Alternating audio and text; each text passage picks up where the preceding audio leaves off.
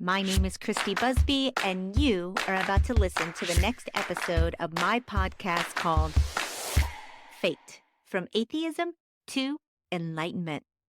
So come on in, join me. We're going to talk about it all, from atheism to enlightenment. Alrighty, guys, here we go. Get ready, and welcome to your F.A.T.E.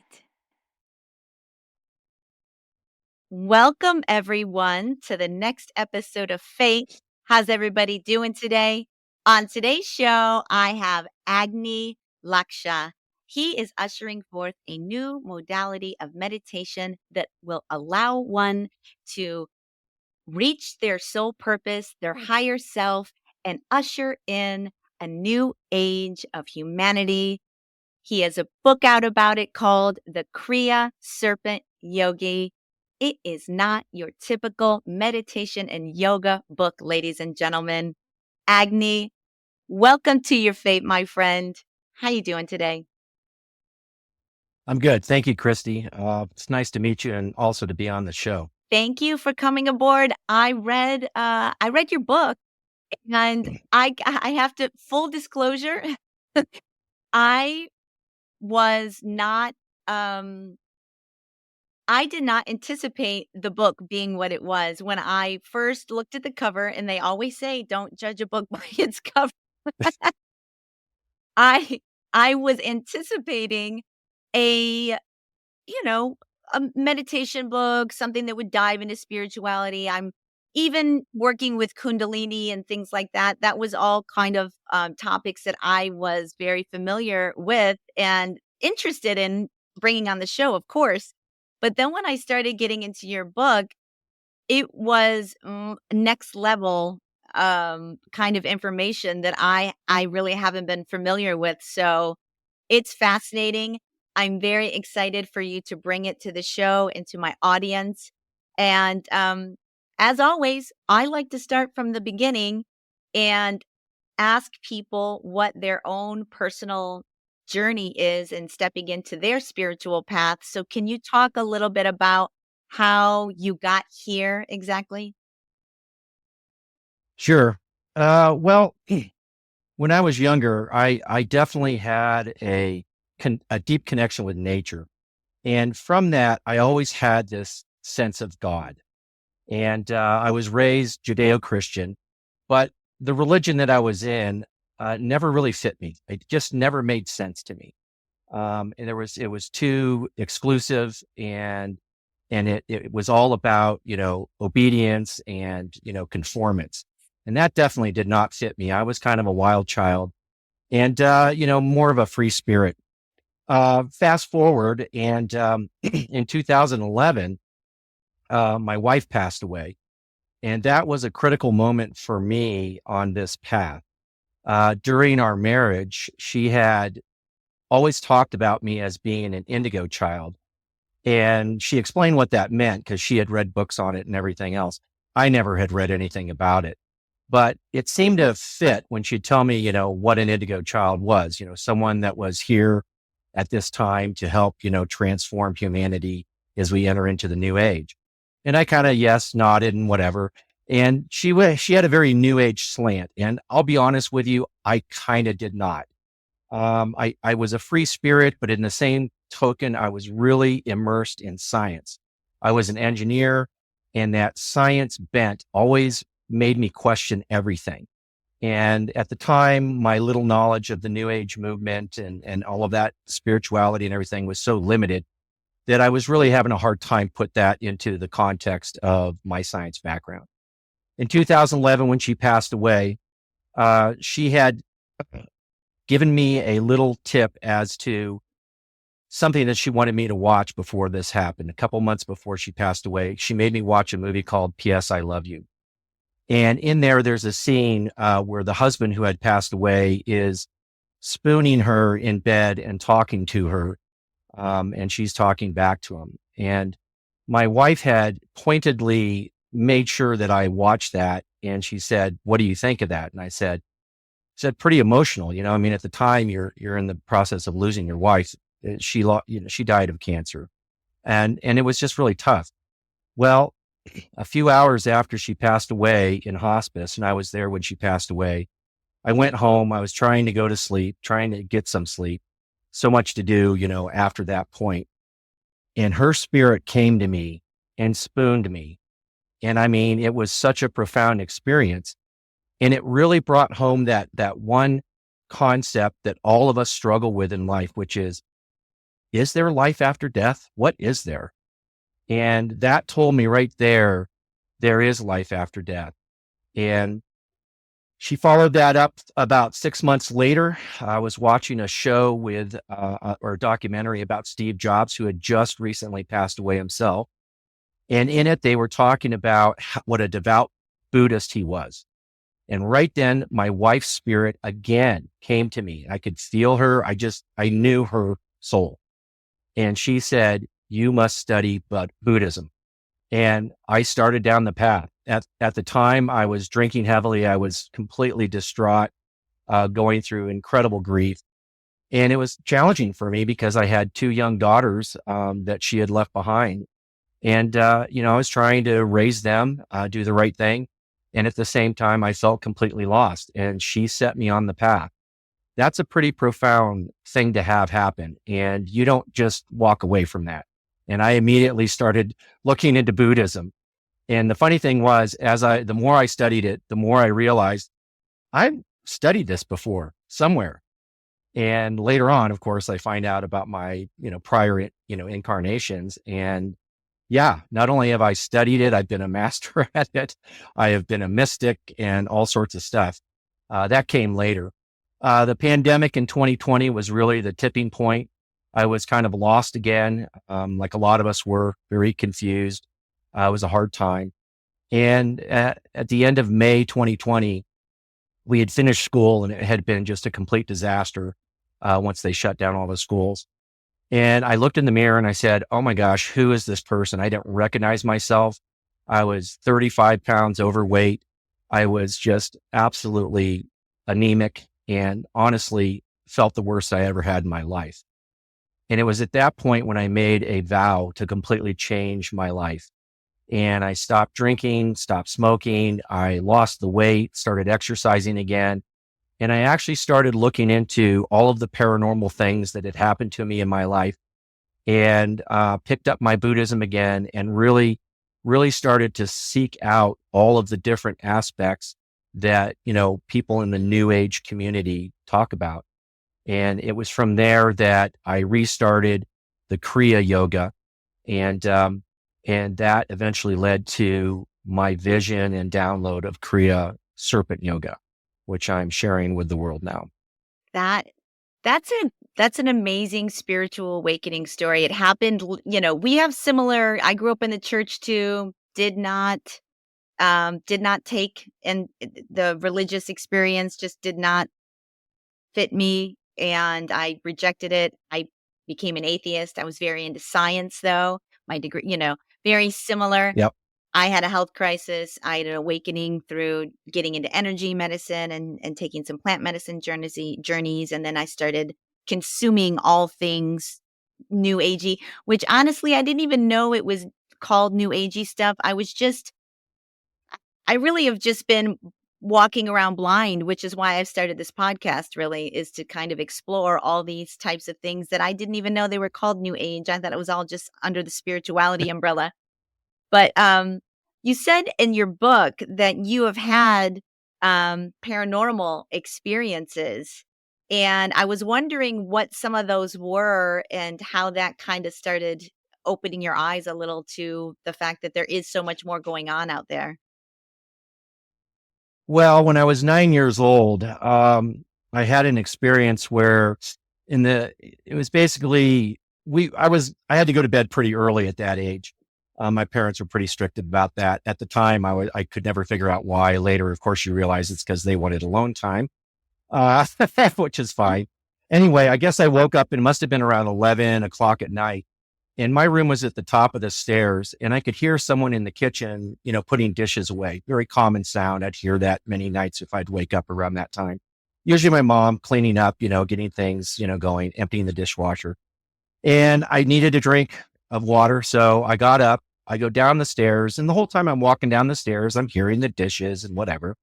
And I'm walking down the hallway towards the kitchen, same thing, still hearing the sounds. And I walk into the kitchen and there is absolutely nobody there. And of course, you can imagine as a 9-year-old kid, you're just absolutely petrified. And I go ripping back upstairs into my room, slam the door shut. I get into bed and I'm like, my head's just barely out of the covers. And all of a sudden I feel this cold, cold chill in the air. And then I feel something sharp on my neck. It felt like someone had a knife and it was on my neck and they pulled it all the way across my neck. And I mean, I was absolutely terrorized. And clearly, clearly I now know more about poltergeists, and they don't like being interrupted, and they usually will do something. They can sometimes break an object that you care about. Sometimes they'll do a physical attack. And while this wasn't something that caused actual harm for a 9-year-old, it was one of the most terrifying things that you could have happen. Yes. And it really opened my eyes to the fact that there is more to the universe than we can see, touch, and feel. 100%. I have not had any type of real paranormal experiences in my life, and I'm always I'm sure they're terrifying, but at the same time, when you're 9 especially, maybe if I was an adult, I would be more able to handle it, but I'm sure as a 9-year-old, it was probably terrible. But I'm starting to feel like people that have these experience, maybe they do have especially now with reading the book and understanding that what you have been able to do through your practice, that do you think you were just born with an ability to see, to be more sensitive to things like this that other people just aren't able to be sensitive to? Do you think, what are your thoughts on that? Yeah, I have felt those kind of energies many times in many places. And I've realized over the years that I do have that sensitivity. And even when I really didn't understand, very much as an adult, I would still feel these things. And I usually would just, put it aside. It's like, I don't have an answer for it. So I'm just going to put it aside. But I've always had this deep intuition, and I've always called it spidey senses, right? For I Spider-Man. call it spidey senses too. Right. And when the spidey senses are tingling, I know, something's not good. And so it saved me many times as a child. It saved me as a teenager, and it's definitely saved me as an adult many times.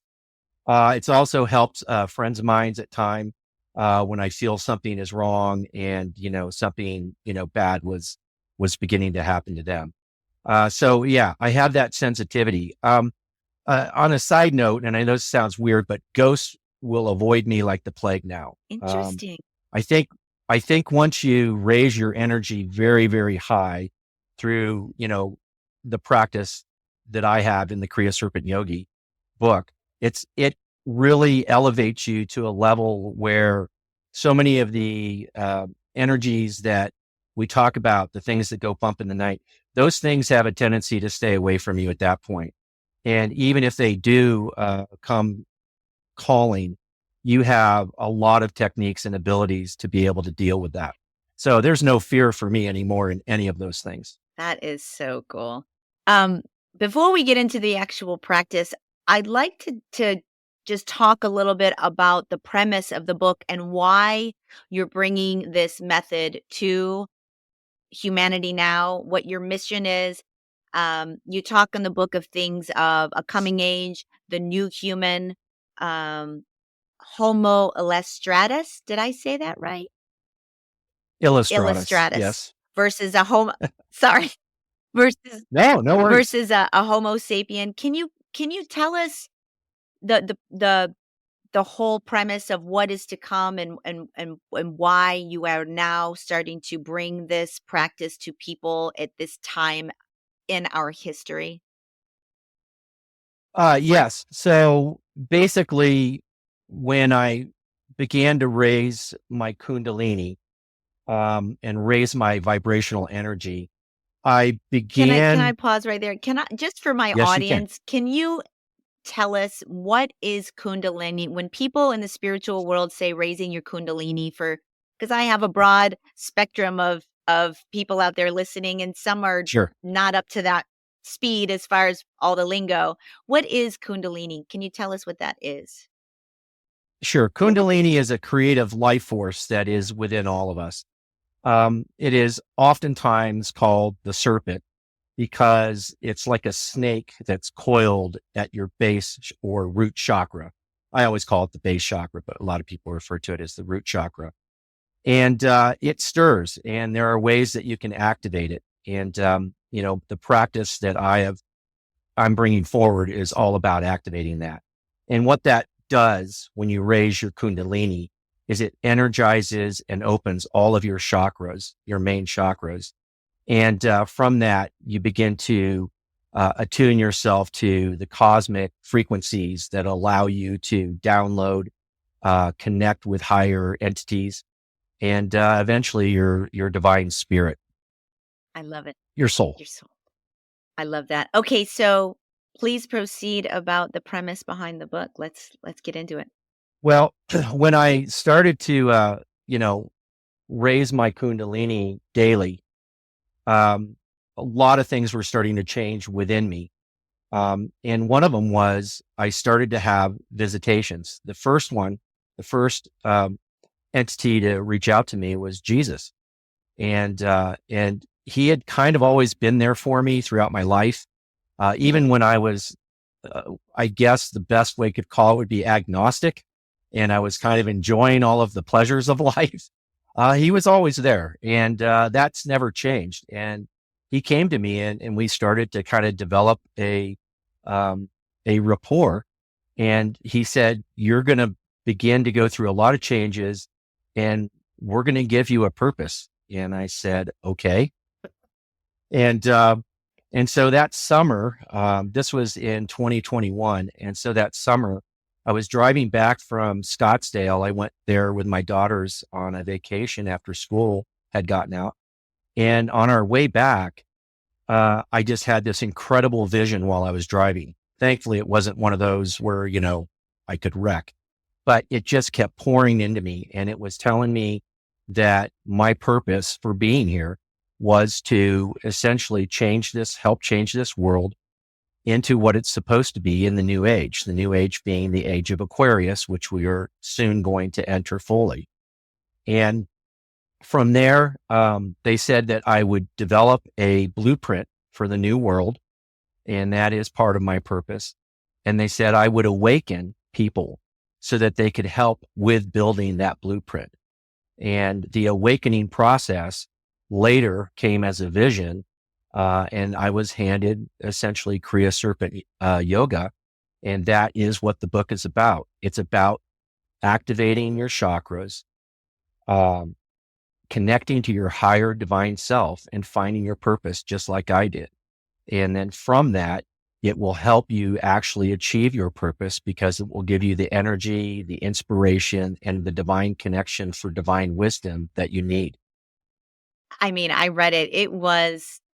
It's almost a little intimidating because you do say in the book, if you go to a certain extent and you find if you don't think you are going to move forward with your soul purpose once you achieve that information, that download that you are told this is what you're supposed to be doing in this world, if you don't think you're going to be the type of person that is going to move forward and fulfill the soul mission in this lifetime, you really do encourage people to stop at that point, which I found was interesting.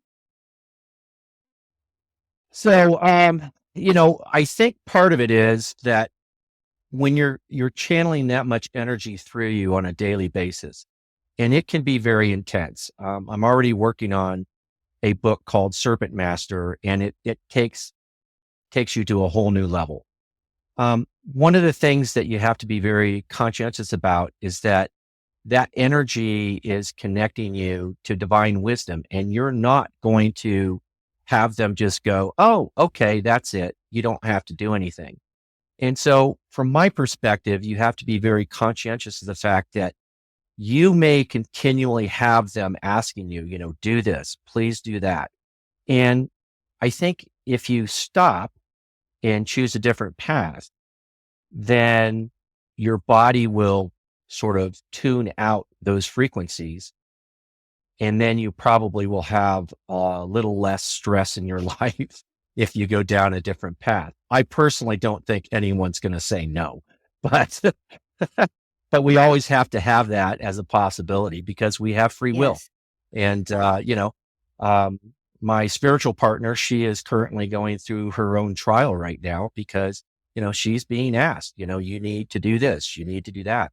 And right now she's trying to make the decision on whether or not that's the path she wants to go. So it is something that everyone's going to have to be faced with, when you go into this practice, is that at some point you're going to be given a purpose. And then the question is, are you going to then pursue that purpose? Absolutely. People would possibly have to change their careers, possibly have to change gears and anything from where they live to what they eat to who they're with. I mean, who knows what could be asked of you in the process of achieving your soul purpose in this life. And then the other thing is, Well, go ahead. well, I was going to say one of the things that I think I kind of point out in the Kriya Serpent Yogi is that more often than not, the purpose is going to be aligned to a lot of what you do already. I'm an engineer. And for me, when I developed this book, I developed it as an engineer would, a step-by-step sort of manual for, how are you going to get the kundalini activated? How are you going to connect to your higher self and find your purpose? What are you going to do after you find your purpose? And I brought that talent that I had as an engineer to the table. And I think that's probably going to be true for everyone when they find their purpose. It's going to be, oh, well, that's, I'm very good at that. I can do that. And that's really, I think, the power of it Yeah. is that they're not going to come and say to you, sell everything you have and go on this, journey or whatever. It's, that's not going to be the case. It's going to be something that you can achieve. And yes, it may take some time. It's definitely not going to be something small. But at the same time, it'll be fulfilling because I can truthfully say I'm happier now than any time in my life because I'm actually going and trying to do what I came back here for.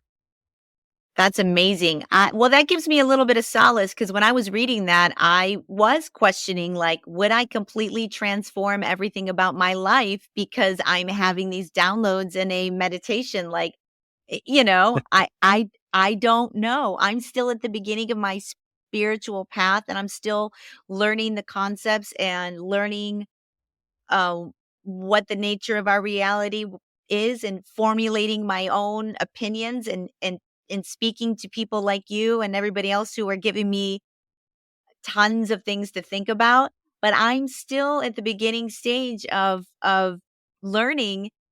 Having said that, like I the great thing about your book, it is true. You really do lay out a blueprint for people that they can follow it and hopefully achieve their own results, which is not something I've come across before. Not that that means anything, but there's tons of books of meditation. There's tons of books about yoga and breathing and breath work and all that stuff. But the way that you have laid it out in phases, even with the amount of time that you should do for each um, portion of where you're at, like everything is super engineered, almost detailed, and it really doesn't seem that difficult, as far as following your program, which is amazing because most people don't have a lot of time with the as many distractions as we have in this world to dedicate to something like this, but you even dedicate how much time that one would need from the beginning up until the more advanced levels, which is amazing. It's perfect. Well, thank you. And it is. And I think that's why I was brought to bear on this is because I had that ability to take something that, let's be honest, the esoteric world of meditation, Buddhism, philosophy, all of these things, it's just huge. And I think one of the things that all of us, you've mentioned it about yourself. It was the same that truth for me is that there's so much information. How do I make sense of it all? And I was told you're going to have them take a test. They're going to see and experience something. And from that, they will then decide if this is the path for them. And if it is the path for them, you're going to give them stepwise way to achieve the things that they need to achieve to awaken and find their purpose. And I'm very proud of the book. And I'll be honest with you, though, I would love to take all the credit, but this is divine wisdom. This just came through me. I wrote it down. It was the most unique writing experience I've ever had. I didn't feel like I was writing. It was more like I was just uncovering the story that was already there. Oh my God. It's Yeah. amazing. It was, yeah, it was. And it happened so quickly. I mean, I had that book, most of the second book, and part of the third book written within a year. It was just unbelievable. Yeah. Wow. Going back to the book, you talk about two separate types of humans that are going to be coming into our plane. Are the Homo sapiens who have been ruling the earth for quite some time now and have not done such a bang up job of it. And then you have and then you have the Homo illustratus and the new version of humanity that's going to come in and be able to not rule, but transform our planet into being sustainable, into a place of more peace and harmony and love and cooperation and less competition. Can you tell us a little bit about what the future of humanity has coming for us? I thought that was a fascinating part of your book. Yeah. So the age of Aquarius is the age of enlightenment. And that has so many meanings. There's so many levels of enlightenment. And the first level is I understand that there are things beyond what I can see, touch, feel, right? So like when I had my ghost experience, but I don't understand what that means. And then there's, well, I understand it at a deeper meaning, deeper level. I've had some connections that have maybe given me insight that I didn't have before. And then there's the true awakening. And the true awakening is when you connect to your soul, your divine spirit. And your soul is a part of God, literally a part of God, as everything really is. And so when you connect to your higher self, your soul, it's not just enlightenment. It is a connection with source, a connection with everything. Now, there are higher states of that. Obviously, you can be ascended. You can have samadhi. I listened to one of your guests, Paul Nugent, and he talked about samadhi. And that's an even higher level of enlightenment. Well, this connection with your divine self, that is the connection that they're trying to get everyone to achieve. Because once you achieve that, all of the things that you see in the real world that your ego drives you for, all of that, you realize how false and fake it is. And you are suddenly like, oh, wait a minute. What have we been doing? This is not right. Right now, we have too many people that are still driven by their ego. And the ego is the part of you that is created from the moment you're born until the moment you die.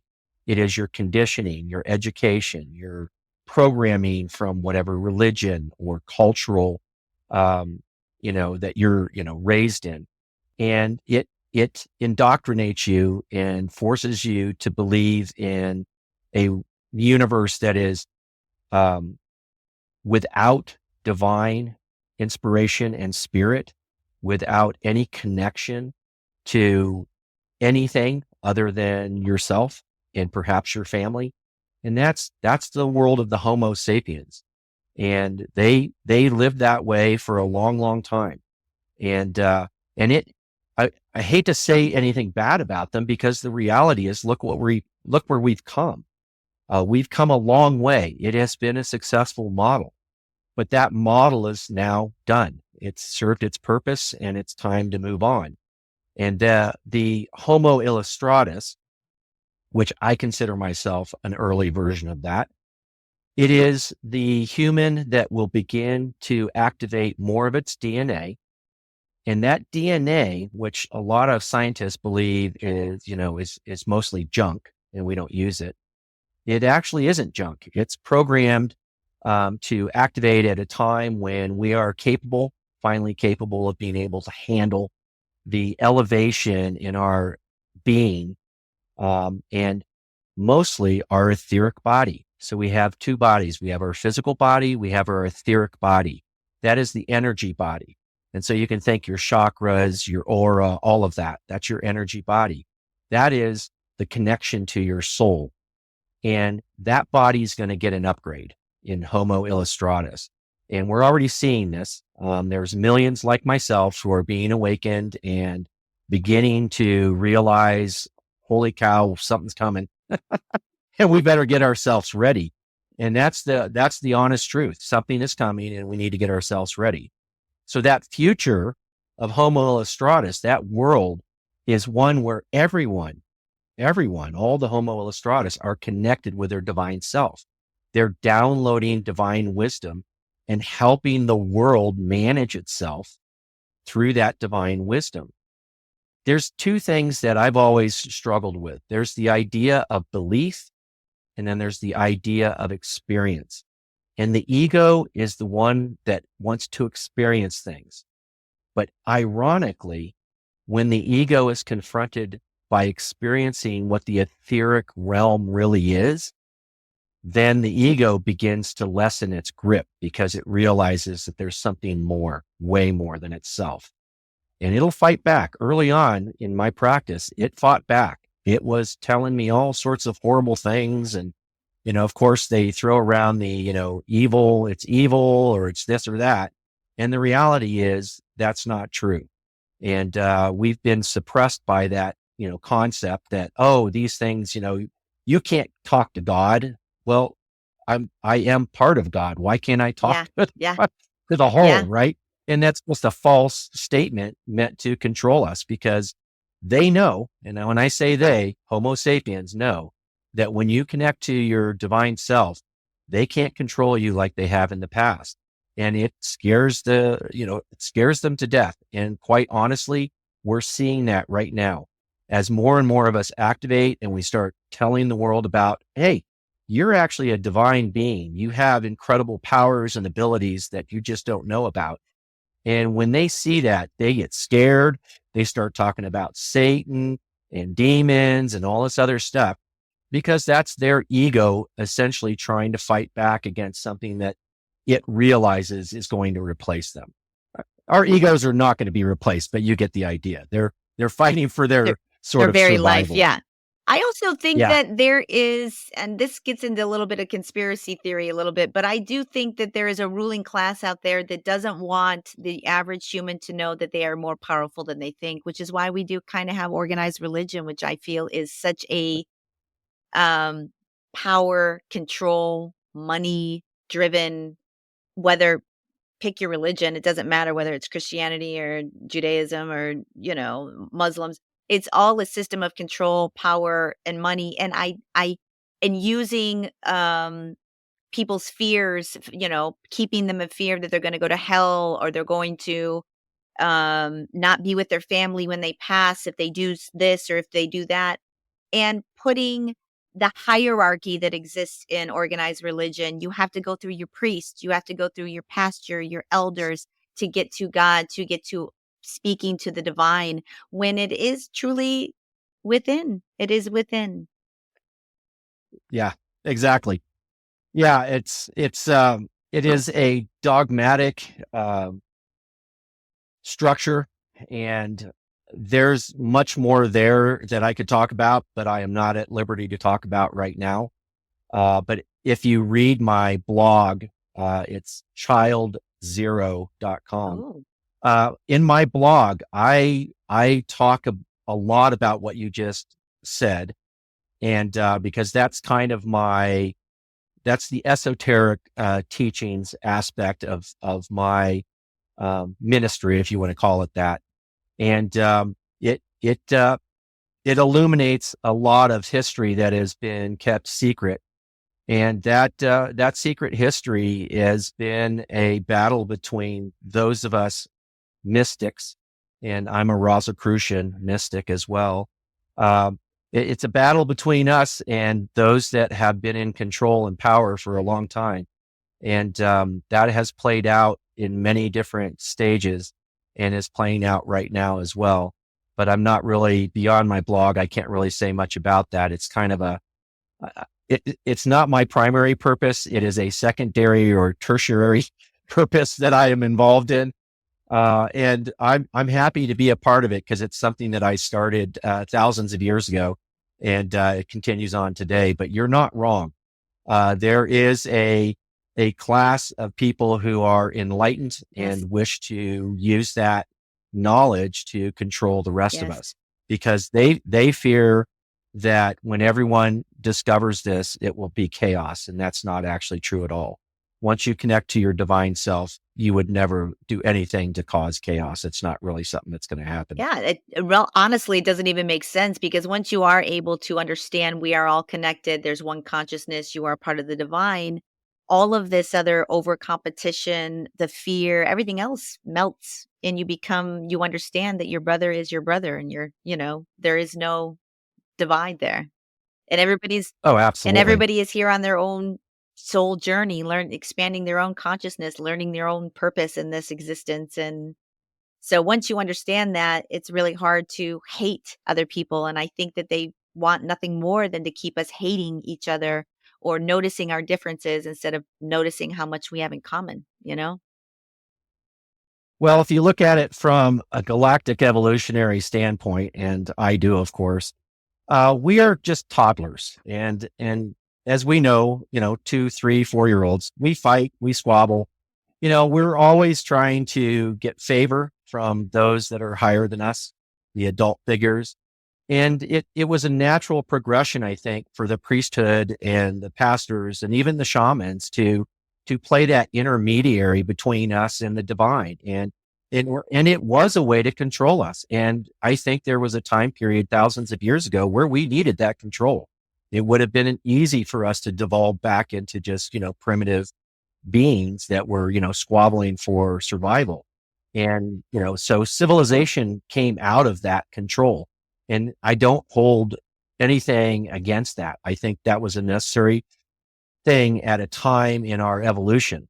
But that time has passed. It is going away. And so now it's time for us all to get out of toddler realm and move into, young Yeah. human.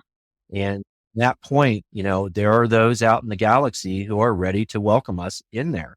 And I want to do it. I am very excited about that prospect. And that new world that I talk about is going to be where those galactic neighbors are here with us and they're helping us. They're going to help us build the right kind of world where you live in balance with your resources, your planet, and the other people that live on the planet. And that means Yeah. animals. And if there are other enlightened species, them as well. And we have the technology to do all of Oh, this. Right now, what we don't have is we don't have the divine wisdom to employ that technology in the right way. And that's the real fear of Homo sapien. We've already seen people talking about AI and, how that could, turn into something that really hurts humanity. I'm all for AI. That my first master's degree was, I didn't get the degree, I didn't finish it, but was in artificial intelligence. So I have some pretty good knowledge about it and I keep my finger on that pulse. But it's an example of where we're at as a species. We have developed dangerous technology in the hands of toddlers.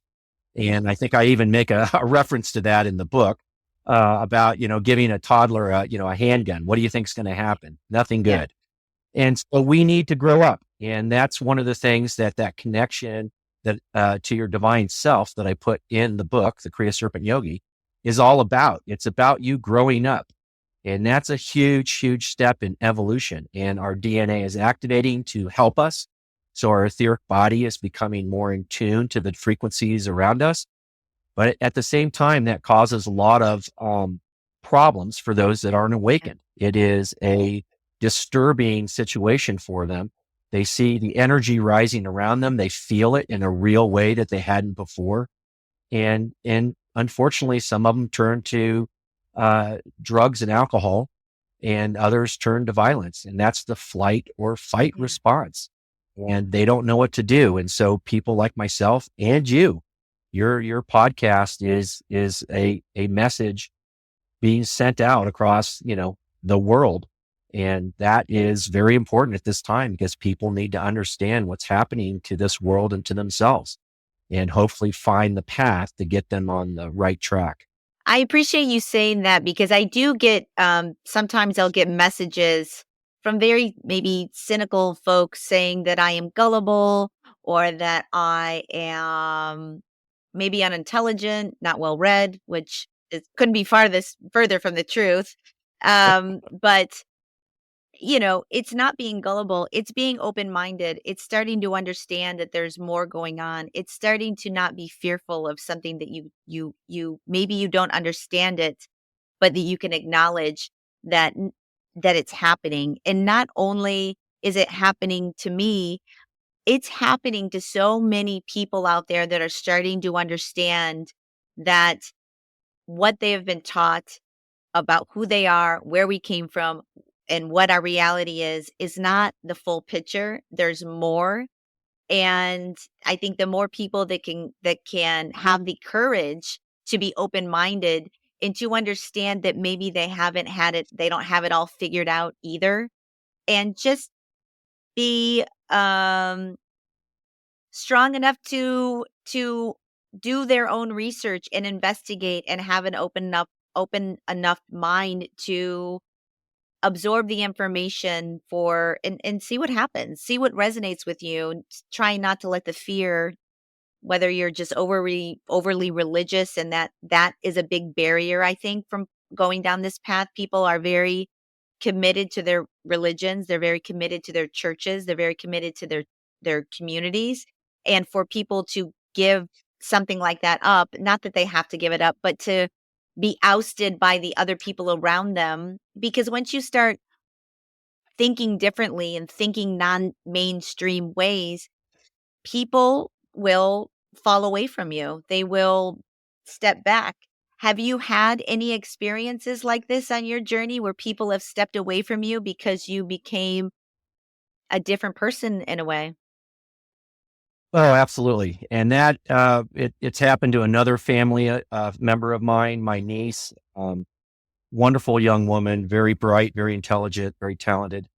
Yeah, it's a very difficult thing for those who are still in the sort of, um, uh, grip of the ego. It is very difficult for them to see anything outside of the mainstream as being good. And therein lies, our difficulty to this path to the new future. And I don't, and I even mentioned this in the book, The Kriya Serpent Yogi. I'm like, we cannot look down on them. We cannot treat them as evil or opponents or anything. No, they're our brothers and sisters. They are still in the veil. They're still behind that veil that hides the truth of reality to them. And that's fine. And for some of them, they'll be that way their whole life.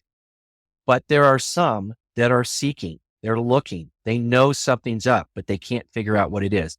That's why we're here right now, to help those people find their path.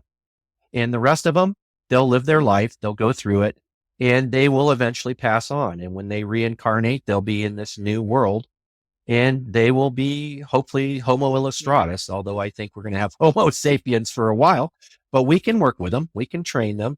It's not something that's, only Homo illustratus. That's not the case at all. It's a general phasing out of an older model and bringing in a new Yeah. model. That's the best way to think about it. And it takes time. And, I don't look at the people who have stepped away from me in any negative way whatsoever. I understand their fear, right? I lived in that fear as well. And, but once you connect with your divine soul, you don't fear anything anymore. You understand that this is just one incarnation in a infinite number of incarnations. And, when you really realize that, you don't fear Yep. death. You don't really fear anything. Yes. If anything, the only thing I fear now is for my own children. Yeah. That's the Yeah. main thing, right? The people we love, Yes. right? I will say the So biggest transformation for me when I started getting into this journey was losing fear and gaining peace. yeah, Losing fear and exactly. gaining peace is probably my biggest gift that I've received through opening my mind to all of these different concepts. I want to ask one last question, which will be a quick one, and then I want to get more into the actual practice.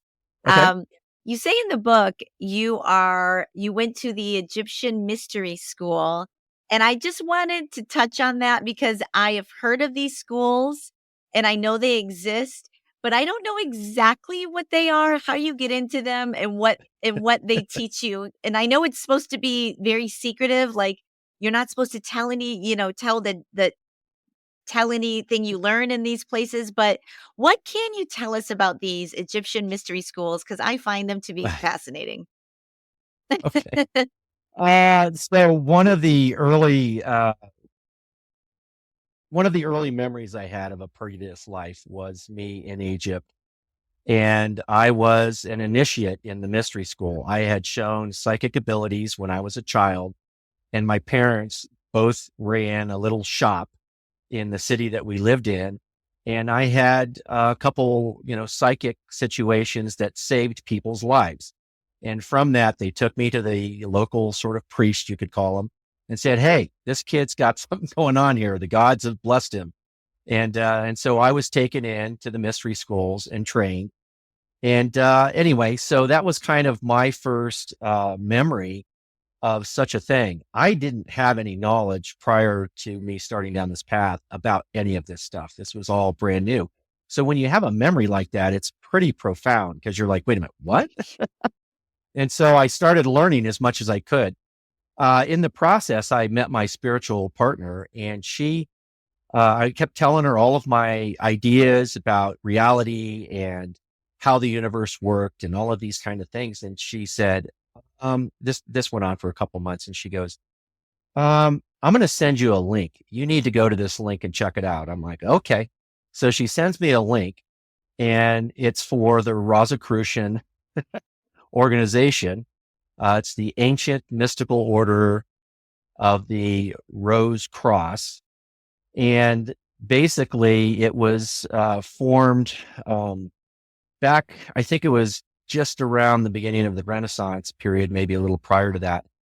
And it takes a lot of the ancient teachings from the mystery schools in Egypt and Greece and combines them into a program to help form mystics. You'll be a mystic. And it teaches you about the nature of the universe, and teaches you the nature of yourself, your etheric body, your energy, all of this kind of stuff.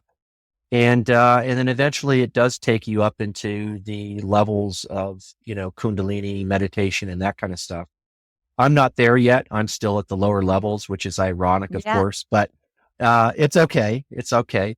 But what was funny is when I started reading their website, and anyone could go out there. I think it's amorc.org, but just search up the ancient mystical order of Rose Cross. And anyway, anyone can join. There's no limit as to who it is. But in general, they want people who believe in an all-encompassing consciousness, right? The source, God, whatever you want to call it. But they don't have any attachment to a religion. They are simply a school that teaches you the mystical arts and knowledge of the universe. And this has been going on for a long time. This was, again, part of the Egyptian traditions, and also Greece. Ancient Greece had their own mystery schools. And so this is knowledge that everyone can go and find out. I've since learned there's another one called the Modern Mystery School. I don't really know that much about it. I know it exists. I've watched some shows on Gaia, and they have mentioned it. Some of the members or some of the people they've had on the show are members of that. I think anyone who really wants to learn everything, that's a really good place to start, to give you a really good grounding in understanding who we are, what the universe is all about, and how we fit into that. And then the book that I have, the Kriya Serpent Yogi, gives you that practice that at the same time will elevate your etheric body, energize you so that you can tune into these higher frequencies. You will also activate your psychic abilities, and it will connect you to your divine self. And that is ultimately what you want, because once you're connected, the sky's the limit. You can access the Akashic record. You can talk with divine entities at various levels of existence and learn an incredible amount. The life of the mystic is not boring in any way, shape, or form. I mean, I'm going to do it. I'm going to see, I'm going to step into this journey and see where it takes me. I find it fascinating. I would love to have psychic capabilities. I don't know if I'm able to pick up on that kind of spidey sense or not, but if there's a chance, I am in, and I'd love to know my soul purpose. I've had um other people on, like, Carmen Turner Schott, who is an astrologist, who said to me, she said, "This is what you're supposed to be doing. You're supposed to be doing this show. This is in your North Node. This is your soul purpose." But I would love to have my higher self, the divine, tell me what my soul purpose is. Like, that would be amazing. I'm what I agree. I agree with that astrologer. This is your purpose, Oh, but I get what you're saying. And I think there's probably more to your purpose than just this show. I think your constant exploration of this topic is part of your purpose. Because keep in mind, our purpose isn't just to help humanity; it's to help ourselves, help our soul grow and evolve. And so you're doing both simultaneously. But yeah, I get what you're saying. You want to have that connection to the divine so that you get that confirmation that you're doing the right yeah, thing, and maybe a little extra guidance on, where should I go next? I yeah. get it. And yeah, my practice absolutely can bring you that. And so, but again, it's not necessarily for everyone, but if that's what you're feeling, that you want to have that connection, then it's definitely a good way to go. I mean, one can only walk into the direction if it resonates with you. If it doesn't resonate with you, then if you're, like I will say I have never felt such a pull to do something. I work as an assistant director in film and TV. That's what I've been doing for a long time.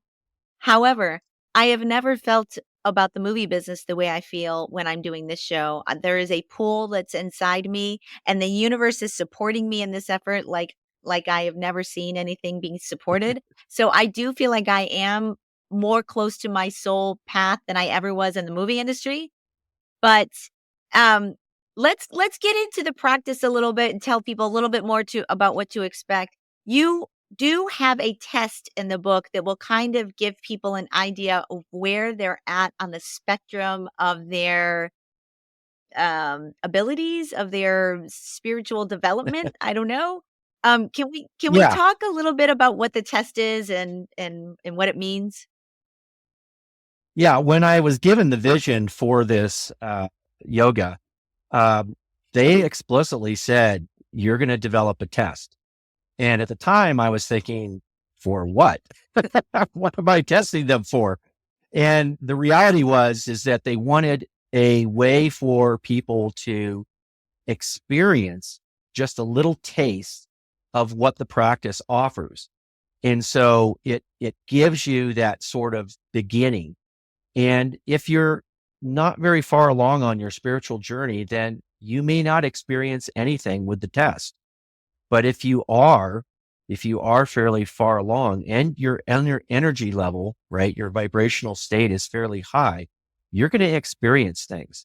And it's that experiencing of things that tells you, oh, okay, so there is something. And, this practice is trying to tell me, how to get further along on that journey. And so it's kind of it's real easy to do, takes about 10 minutes.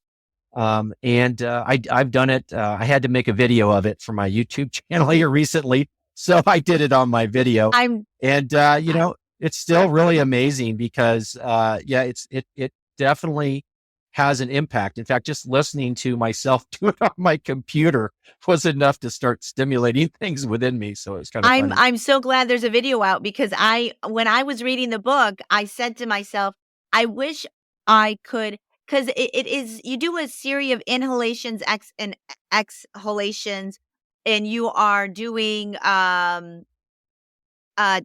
sounds, a, things like that. And I just was like, it would be great to know that you were actually intonating or pronouncing Right. the words as best as, a,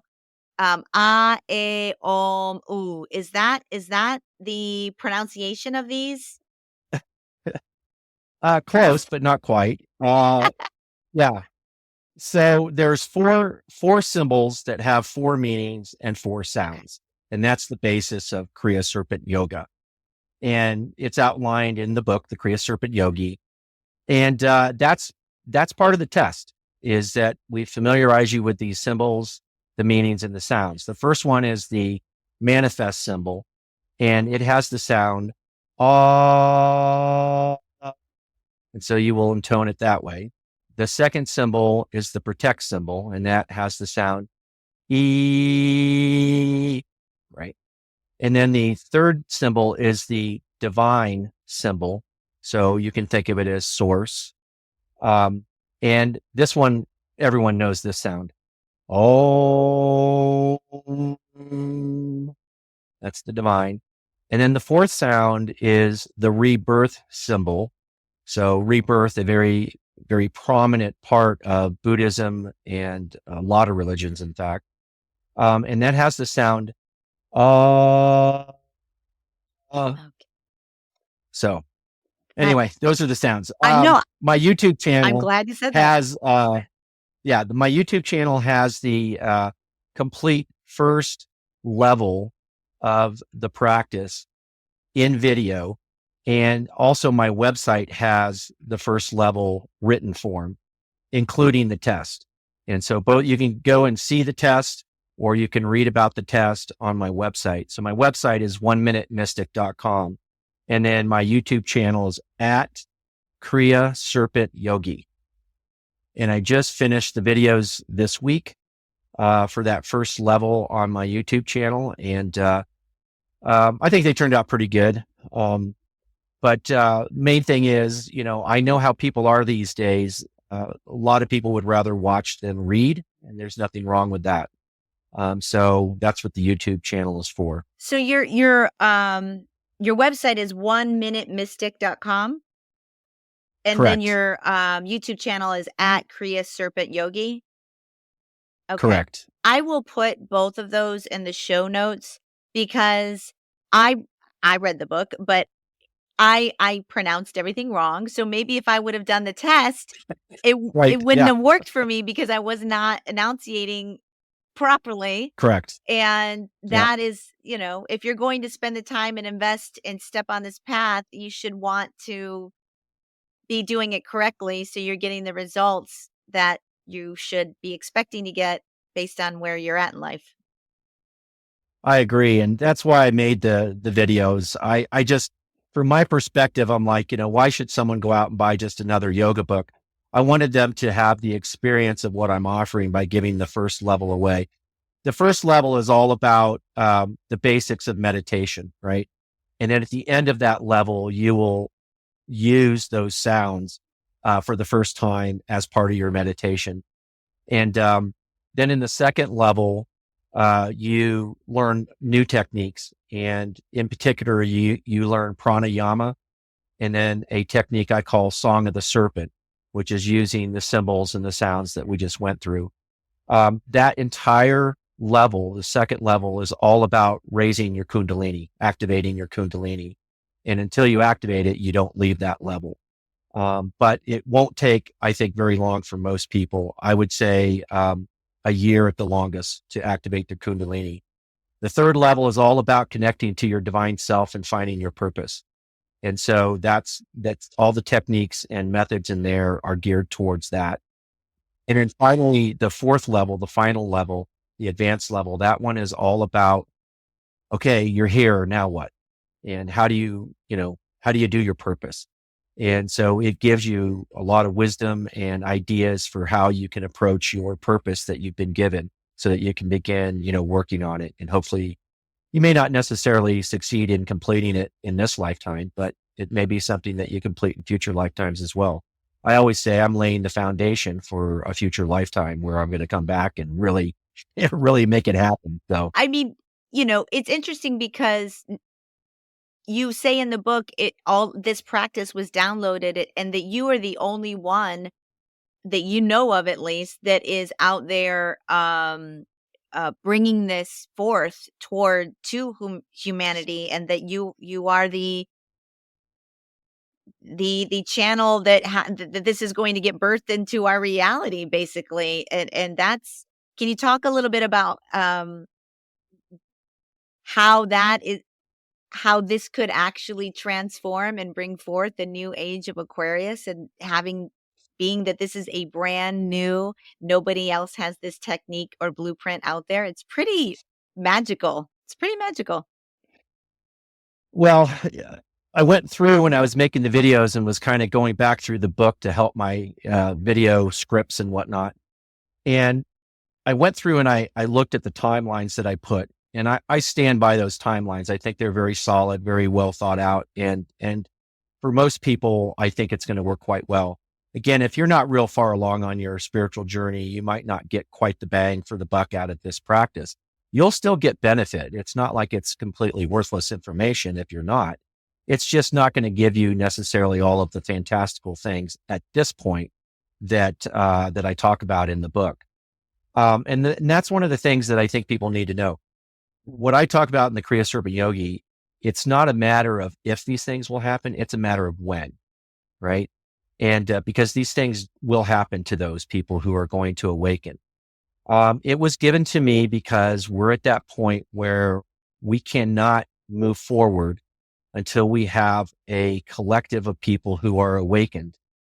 And from those awakened souls, we will have the ability to manifest the magic of manifestation. We'll have the ability to manifest the new world. And it's going to take time and it's going to take a lot of effort. But if you don't even know or understand the concept of manifestation and the truth of reality, then you don't have a prayer in being able to enter into this new world. And so they wanted to give me an expedient means to awaken people. And if you do the long timeline of my practice, it should take you about 3 years to get to the advanced level. After that, the sky's the limit. And I'm already talking about, I mentioned earlier about I'm developing the Serpent Master Program. And if the way I like to put it is, if the Kriya Serpent Yogi book encapsulates a bachelor's degree, then Serpent Master will be that master's degree, that graduate degree. And there's a lot more information in it, a lot more techniques, things that just weren't appropriate in the initial introduction.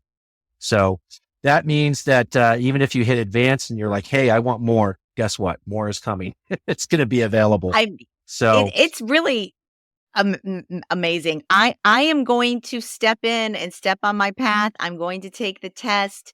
One other question I had is, you talk about the Malay beads, mala mala beads. beads, and Yeah.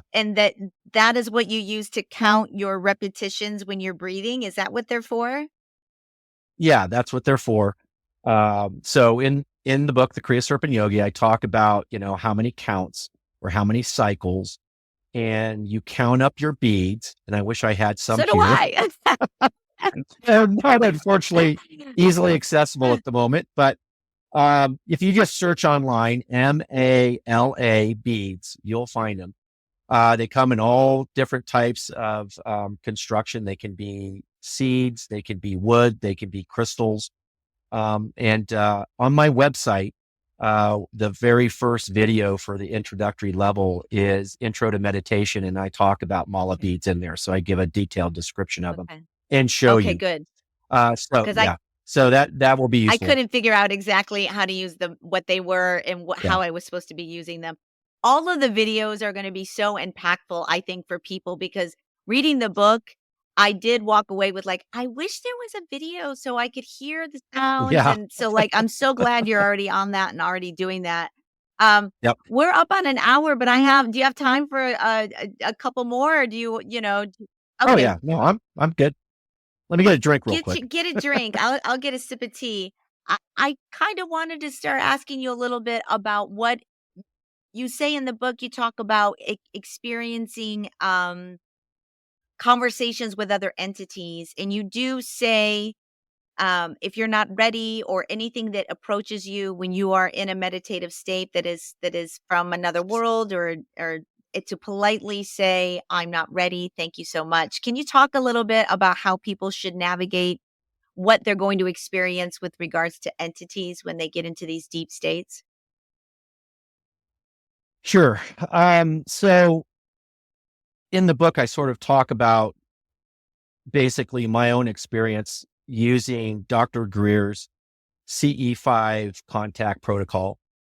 For those that aren't knowledgeable about that, that is psychically contacting extraterrestrials. Like so many in the New Age movement, I am not just a believer in the extraterrestrials being here. I have been in contact with them. And my first attempt was through Dr. Stephen Greer's CE5 contact protocol. And yeah, but my contact was rather interesting because I did his thing, and nothing was happening, And then one night I was doing it, and there was this, I was meditating, you do a meditation, and suddenly in my mind's eye was this incredible bright white light. Never seen anything like it before. It was like someone had pulled up in front of me with my eyes closed and they had the headlights on. And all of a sudden this voice said, "You are not ready for this. Please don't reach out to us." Now,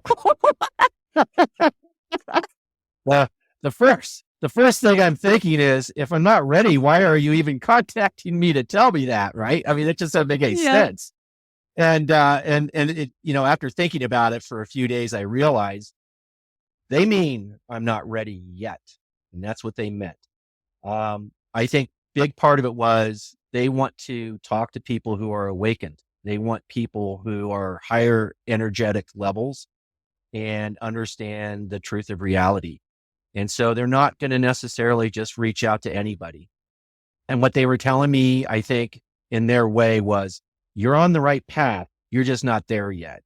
And it took about a little more than a year after that when they finally did contact me for real. And I still have contact with them today. They are that. Remember that tertiary thing I was talking about I'm involved in? That's part Oh, of it. wow. So, What kind of conversations do you have with entities from another realm? What are your conversations revolve around? so if it's a higher dimensional being, there's many higher dimensions. We talk about ascension. That's what we mean, is ascending to higher dimensions. They are curious. They want to know what it's like here in the third density, right? Our dense realm. And they come with love. And I think that's something that people need to know. When someone comes to you, tell them, "Hey, show me the love." Literally say that, because if they don't show you love, you don't know who they really are. Anyone who comes with love, and once you experience that love psychically, there's no mistaking it. It's not something that can be faked. And that's the test. In fact, in the book of Enoch, a book that was not put in the Bible, unfortunately, should have been, he talks about that. He says, how do we know that the people that we're talking to are friend or foe? And he says, if they come in love, then you know they're friend. And that's the truth for all entities, including extraterrestrials. Um, it would be foolish for anyone to believe that the universe is 100% all just good guys. That's just not Yeah. reality, because free will is there. It's still there. And I always liken it to a crowd of ordinary people. And you take a random crowd of people, we all know there's going to be a small percentage in there. They're just bad apples, right? And that's going to be true anywhere. And so that's what I always say. If you contact someone, tell them to show you the love. And if they say no, then say, "Well, this time I'm just not, I'm not ready to speak with you." And if you're overwhelmed by it, just tell them. They're not here to try to scare you or hurt you or anything. They're not going to force you to do anything. They see you lighten up, a bright light, and they want to know what's going on. And, they want to welcome you into the community. And if you are not prepared for that, which many are not, then I would say step away, step back. But, most people who are trying to do the CE5 contact protocol, they're probably ready for it. They just may not be ready in the sense that their vibration, their energy, and their truth of reality is not quite there yet. Do you ever come across things that are lower vibrational, negative, that are harmful? Or what do we do in those? What if no love is shown? What if it's So again, the answer is yes. And I don't generally talk about that a whole lot because that is not necessarily pertinent. It's not really apropos to my practice. But being who I am, I have had many encounters with the darker entities. And I have no fear of these things, and they generally avoid me.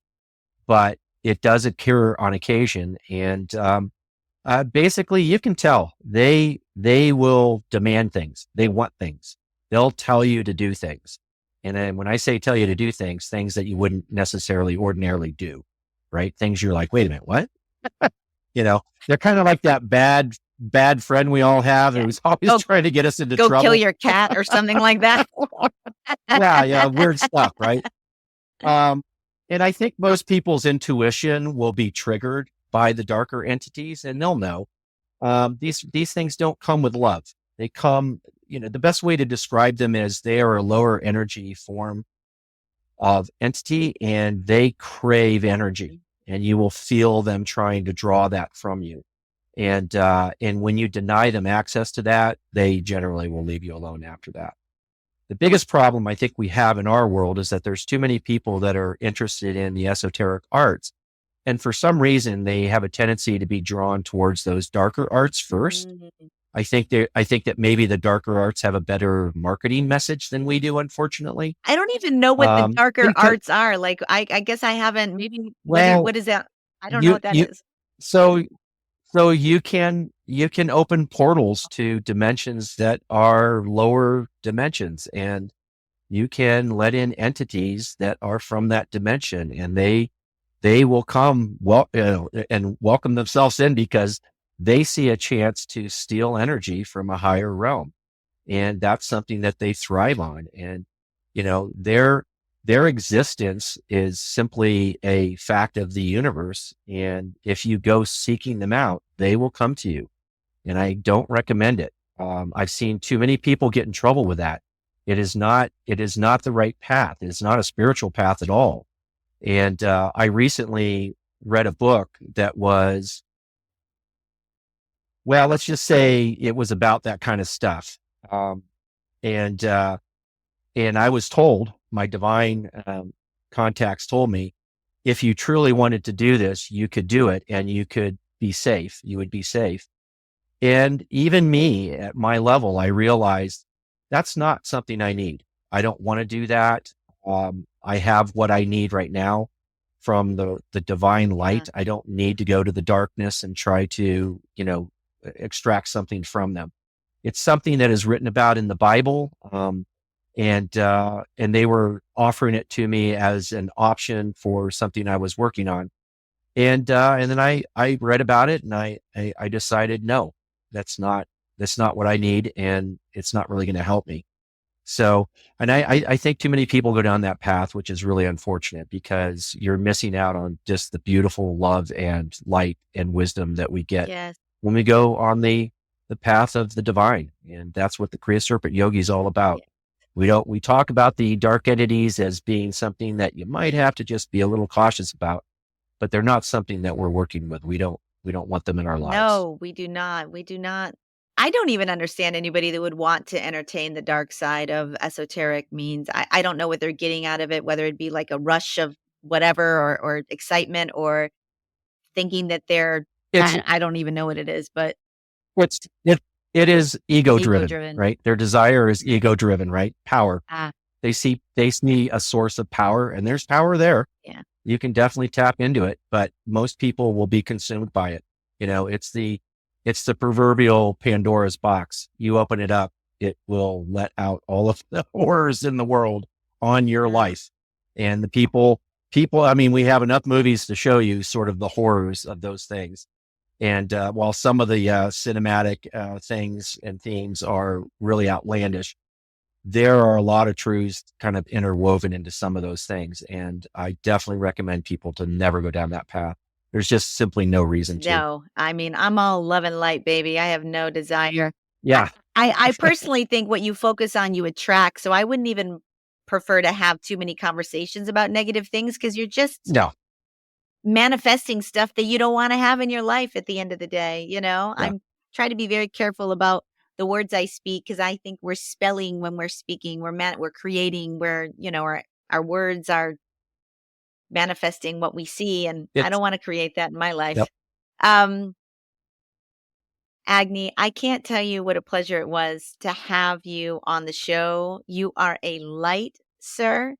And I hope that everyone out there that is even remotely curious pick up this book. It is a blueprint to being able to be a more evolved, more divine, more purposeful driven existence here. And I think we're all craving that. And I think that it can only bring you your highest and greatest good. I am going to take the test. I'm going to watch your videos and I'm going to see where I am at on the spectrum of spidey senses and and see where this takes me. I mean, right now I'm off work, so I have time to dedicate to a meditation practice, to things like that. You know, the movie, I don't know if you've heard, the movie industry is struggling right now in Los Angeles, so I've been off since like, Uh-oh. yeah, it's struggling. So I think this is going to be my new journey in life, though. I really do. I'm not I am somehow being supported in this effort in every turn, and I can't explain it, but I am continuing to be pulled in this direction, and I'm really enjoying the process and learning from all of these spiritually gifted people. I am learning and evolving myself through this process. So, as much as I hope I'm helping other people open their hearts and minds to um, spirituality, to the way in which we should really be living our lives based on what and who we are, it is helping me. I am gaining so much more as well. So I want to thank you for being a part of the Fate podcast today. It was really a pleasure to meet you. Thank you, Christy. It was great. Had a lot of fun. Really, really. Thank Me you. too. I'd love to have you back on when you get ready to promote your next book. Come on over. Absolutely. Let's do it. Maybe by then I'm like a guru myself. Who knows? That'd be awesome. And on that note, ladies and gentlemen, we will see you next week on the Fate podcast. Thanks so much for joining me. Journey well, everyone. Bye bye. And that is a wrap on this episode of Fate, from Atheism to Enlightenment. What did you think of that, gang? I mean, I'm going to do it. I read the book. It is pretty straightforward.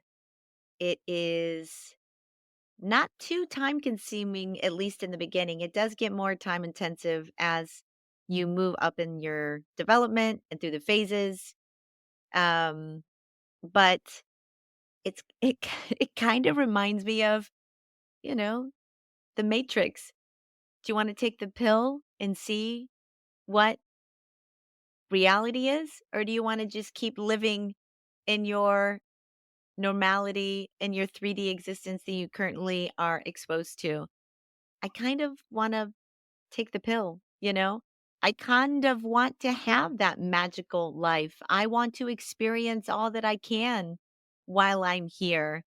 And if this is something that is going to allow me to not only find my soul purpose, but to commune with entities, the divine, um, feel a level of magic that exists that I have never felt before, would you do it? I mean, all of this being said, I am pretty open minded to this stuff. And it's very easy And like he said, a lot of people will reject it just out of sheer, whether it be fear or being ego driven or arrogant or whatever you would like to choose in that arena. There are plenty of people out there that would choose not to go down this path. Maybe that is fear. I don't know. But I do think there's an awful lot of people out there, maybe because I'm speaking to a lot of them. There's an awful lot of people out there that are starting to wake up and understand that there is more going on, that we are much more powerful than we think we are. And even speaking to Agni today, and I think he even used those words that we are much more powerful than we think we are. I think I've said that since episode 1 of this podcast.